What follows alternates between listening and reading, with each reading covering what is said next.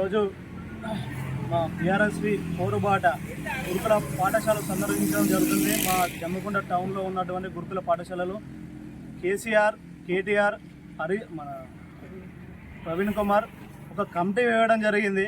ఆ కమిటీ ఆధ్వర్యంలో ఈరోజు ప్రతి తెలంగాణలో ఉన్నటువంటి జిల్లాలో కావచ్చు, కాన్స్టిట్యున్సీలో కావచ్చు, మా రాష్ట్ర అధ్యక్షుడు గిల్లు శ్రీనివాసు మరియు మా డిస్టిక్ కోఆర్డినేటర్ పొన్నం అనిల్ కావచ్చు, ఇక్కడ ఉన్నటువంటి మా స్థానిక ఎమ్మెల్యే పాడి కౌశిరెడ్డి అన్న ఆదేశాల మేరకు ప్రతి గురుకులాలు తిరగడం జరుగుతుంది.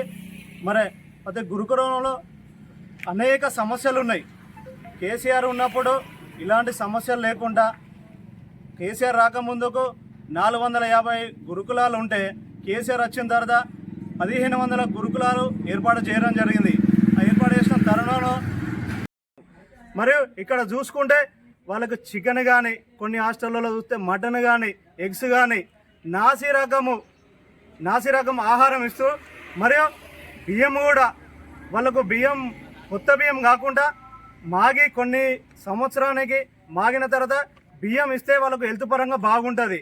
కానీ ఎవి పడితే అవి తీసుకొచ్చి వాళ్ళకి ఇస్తే వాళ్ళకు ఫుడ్ పాయిజన్ అయ్యి చాలామంది ఇబ్బంది పడుతున్నారు. వీళ్ళకు స్టాఫ్ కానీ కరెక్ట్ లేదు, కొంచెం స్కూళ్ళల్లో హాస్టళ్ళలో ఫెసిలిటీస్ కరెక్ట్ లేవు, వాళ్ళకు ఎడ్యుకేషన్ టీచర్లు కొంతమంది లేరు.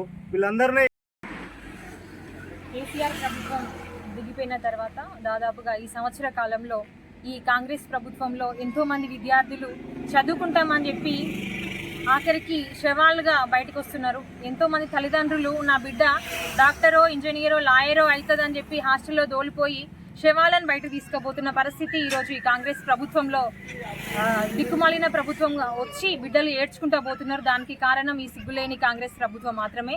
ఎందుకు ఇంత విమర్శిస్తున్నామంటే, ఇన్ని హాస్టల్స్ మేము ఇప్పుడు కేటీఆర్ గారి ఆధ్వర్యంలో, డాక్టర్ ఆర్ఎస్ ప్రవీణ్ కుమార్ గారి ఆధ్వర్యంలో గురుకులాల బాట అనే కార్యక్రమం తీసుకొని మేము వివిధ హాస్టళ్లను సందర్శిస్తున్న క్రమంలో చాలా హాస్టళ్లలో ఇంతవరకు ఫ్యాకల్టీ లేరు.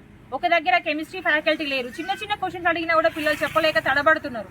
ఇక్కడ ఇప్పుడు ఈ మైనారిటీ కాలేజీలలో కామర్స్ లేరు, తర్వాత ఫిజిక్స్ లేరు. పిల్లలు దయనీయంగా మాకు చెప్తున్నారు, అక్క మాకు ఈ ప్రాబ్లం ఉంది, అక్క మాకు ఆ ప్రాబ్లం ఉంది అని.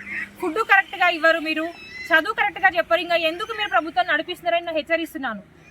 ఏమన్నా మీకు కొంచెమన్నా ఇంగిత జ్ఞానం ఉంటే వెంటనే విద్యాశాఖ మంత్రిని నియమించి ఈ గురుకులాలలో, ఈ సాంఘిక సంక్షేమ హాస్టళ్లలో, ప్రతి వెల్ఫేర్ హాస్టళ్లలో మంచి ఫుడ్ ఇచ్చి మంచి చదువు చెప్పేటట్టు మీరు ఒక కమిటీ వేస్తారా, లేకపోతే మీరే స్వయంగా వచ్చి హాస్టల్ తిరుగుతారా అని రేవంత్ రెడ్డి గారిని ప్రశ్నిస్తున్నాను.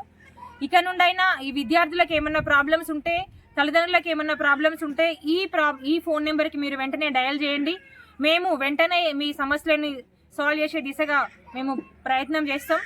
ఈ గురుకులాల బాట కార్యక్రమంలో మాతో పాటు ఈ జమ్మికుంట టౌన్ ప్రెసిడెంట్ నరేష్ అన్న, అక్క కౌన్సిలర్ అక్క వాళ్ళు ఉన్నారు. మాతో ఉన్న ఈ అందరికీ ప్రత్యేకంగా ధన్యవాదాలు తెలుపుతూ, ఈ వినూత్నమైన కార్యక్రమం తీసుకున్న కేసీఆర్ గారికి, తర్వాత కేటీఆర్ గారికి హృదయపూర్వక ధన్యవాదాలు తెలుపుతా ఉన్నాం. Thank you.